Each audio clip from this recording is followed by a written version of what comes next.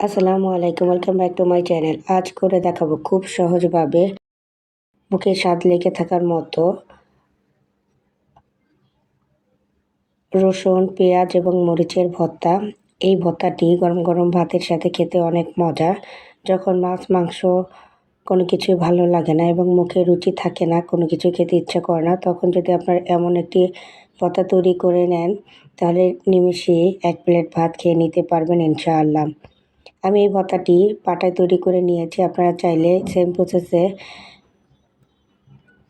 ব্লেন্ডারও করে নিতে পারবেন। প্রথমে আমি এখানে অনেকগুলো শুকনো মরিচ হালকা ভেজে নিয়েছি, সাথে নিয়ে নিয়েছি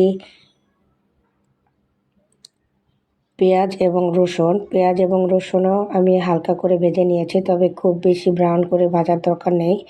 যখন হালকা একটু কালার হবে এবং নরম হবে, তখনই তুলে নিতে হবে।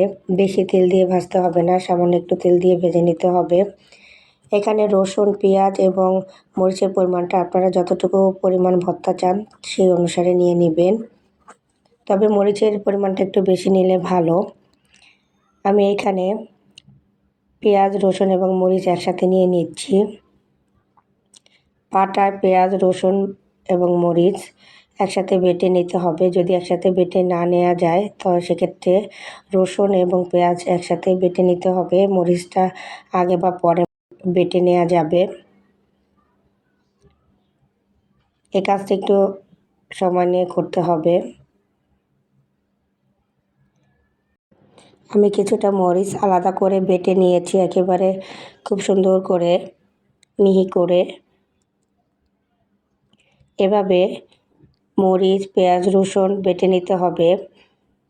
আপনারা এ পর্যায়ে এসে লবণও দিয়ে দিতে পারেন, তবে আমি লবণটা একটু পরে ব্যবহার করব। সব কিছু বেটে নিয়ে তারপরে এখানে রসুন এবং পেঁয়াজ বেটে নেওয়া হয়েছে এবং মরিচটাও বেটে নেওয়া হয়েছে।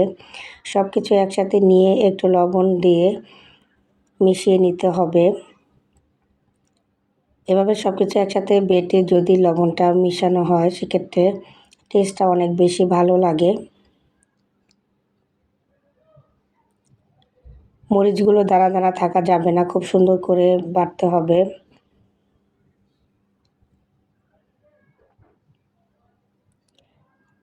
এখন সুন্দর করে সব কিছু মিশিয়ে হাত দিয়ে অথবা চামচ দিয়ে সুন্দর করে একটু মিশিয়ে নিতে হবে, তবে হাত দিয়ে যদি আপনারা মিশিয়ে নেন, এই ভর্তার টেস্টই বেড়ে যাবে দ্বিগুণ। আমি লবণ, পেঁয়াজ, রসুন এবং শুকনা মরিচ একসাথে মিশিয়ে নিয়েছি। এর সাথে ভর্তাটি তৈরি হয়ে গিয়েছে। আপনারা দেখতে পাচ্ছেন কতটা সুন্দর কালার এসেছে। এই ভর্তাটি খুবই মজা, গরম গরম ভাতের সাথে খেতে। আপনারা অবশ্যই বাসায় ট্রাই করবেন এবং চাইলে আমাকে জানাতে পারেন কেমন হয়েছে ভর্তাটি। রেসিপিটি ভালো লাগলে লাইক, কমেন্ট, শেয়ার করবেন এবং চ্যানেলটি সাবস্ক্রাইব করবেন। সবাইকে আমার সাথে থাকার জন্য অসংখ্য ধন্যবাদ জানাচ্ছি।